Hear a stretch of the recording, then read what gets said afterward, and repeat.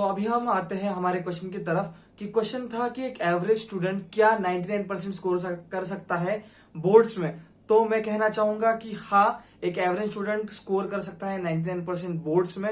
वो डिपेंड करेगा उसके परसिस्टेंस और हार्डवर्क पे। तो जैसे कि मैंने आपको एक्सप्लेन किया कि अगर आप दिन का 1 घंटा भी रेगुलरली बोर्ड्स को देते हो आपके जेई और नीट के एग्जाम के साथ, तो आप डेफिनेटली स्कोर कर सकते हो 99% बोर्ड्स में भी, अगर आपने हार्डवर्क किया हो तो जैसे कि मैं बता रहा था कि आपको बोर्ड्स को भी इक्वल इंपॉर्टेंस देना है आपके कॉम्पिटिटिव एग्जाम के साथ। ये डेफिनेटली आपको हेल्पफुल रहेगा आपके कॉम्पिटिटिव एग्जाम के प्रिपरेशन में।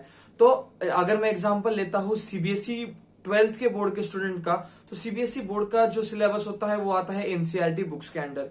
सो जैसे कि मुझे एक 10th में मेरे टीचर ने कहा था कि एनसीईआरटी इज योर बाइबल, तो मुझे साफ कहा गया था कि एनसीईआरटी से आगे कुछ नहीं पढ़ना है, एनसीईआरटी के बाहर कुछ नहीं पढ़ना है। तो आपको करना है एनसीईआरटी को थरोली स्टडी। तो थरोली का मतलब यह है कि आपको लाइंस भी पढ़नी है और लाइंस के बिटवीन का जो हिडन मीनिंग है उसको भी पढ़ लेना है, क्योंकि वही आपको डिफाइन करेगा एक एवरेज स्टूडेंट या जो 50, 60, 70 स्कोर करता है और जो 90, 95 स्कोर करता है, उनके बीच का जो डिफरेंस होता है वो यही लाइंस के बीच का डिफरेंस आता है। और यही डिफरेंस आता है 95 स्कोर करने वाले स्टूडेंट में और 99 करने वाले स्टूडेंट में। तो जैसे कि आप को पता ही होगा कि बोर्ड्स में बहुत सारे स्टैंडर्ड क्वेश्चंस होते हैं, जिन क्वेश्चंस को आप सॉल्व करके आ सकते हैं और जिससे आपको पासिंग मार्क्स तो मिल जाएंगे, आपको एक डिसेंट सा स्कोर मिल जाएगा।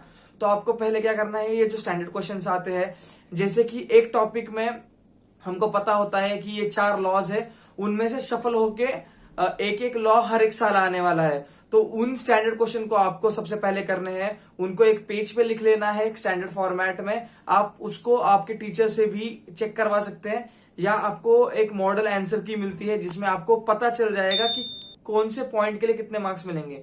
तो आपको वो स्टैंडर्ड क्वेश्चंस एकदम थरो पढ़ लेना है, उनको रिवाइज कर लेना है, उनकी प्रैक्टिस कर लेनी है, जिससे कि आपके वो जो स्टैंडर्ड क्वेश्चंस में मार्क्स है वो श्योर शॉट आने वाले हैं, वो सिक्योर हो जाते हैं।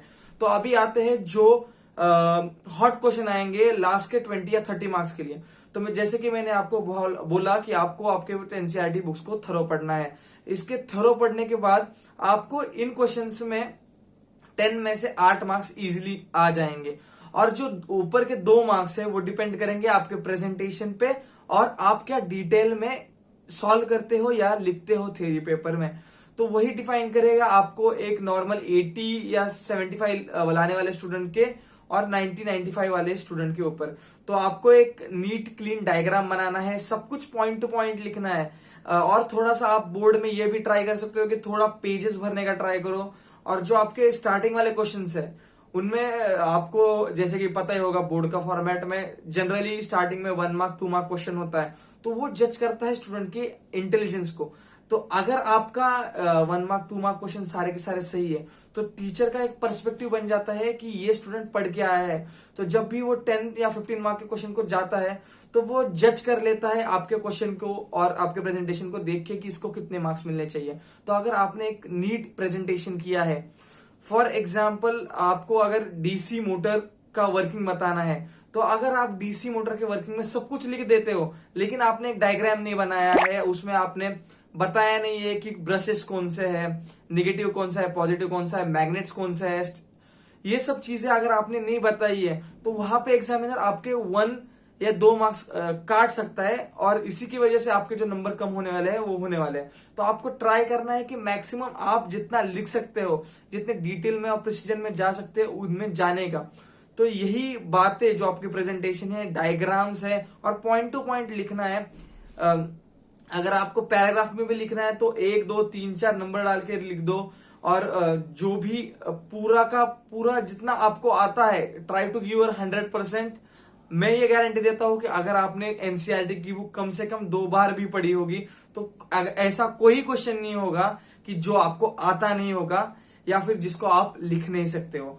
तो ये डिपेंड करेगा प्योरली आपके हार्डवर्क के ऊपर। अगर आपने एनसीईआरटी की बुक 2 या 3 बार पढ़ ली हो, और अगर आपने मैंने जो बोला कि स्टैंडर्ड क्वेश्चंस को प्रैक्टिस किया हो, डायग्राम्स को प्रैक्टिस किया हो, क्योंकि ये थ्योरी पेपर में डायग्राम्स का बहुत ज्यादा इंपॉर्टेंस होता है। क्योंकि कॉम्पिटिटिव एग्जाम में हम डायग्राम को पूरा भूल जाते हैं, हम चीजों को विजुअलाइज तो कर पाते हैं लेकिन हम डायग्राम्स को भूल जाते हैं। हमें पता है डीसी मोटर में ब्रशेस होते हैं, डीसी मोटर में हमारे पास मैग्नेट्स होते हैं, लेकिन एक कॉम्पिटिटिव एग्जाम के स्टूडेंट को अगर वो डायग्राम को लेबल करने को लगाएंगे तो बहुत कम प्रोबेबिलिटी है कि वो करेक्ट लेबल कर पाएगा। तो इसी की वजह से आपका जो स्कोर है वो कम हो सकता है बोर्ड्स के पेपर में। तो आपको ये सारी चीजों का ध्यान रखना है। आप आपके टीचर को भी कंसल्ट कर सकते हैं, एक दो मॉडल पेपर आप लिख सकते हैं, टीचर के साथ बैठ के उसको चेक करके देख सकते हैं कि आपकी क्या गलतियां हो सकती है। तो अगर आपने ये एनालाइज कर दिया तो आपका बहुत ही इंप्रूवमेंट होगा स्कोर में, और 99% लाने से आपको कोई रोक नहीं सकता है। तो यही हुआ आज के क्वेश्चन का जवाब। और अगर आपको कोई भी डाउट है बोर्ड्स या जेई मेंस के बारे में तो आप मुझे कमेंट्स में पूछ सकते हो। मैं डेफिनेटली ट्राई करूंगा आपके कमेंट्स को रिप्लाई करने का। Thank you so much for watching.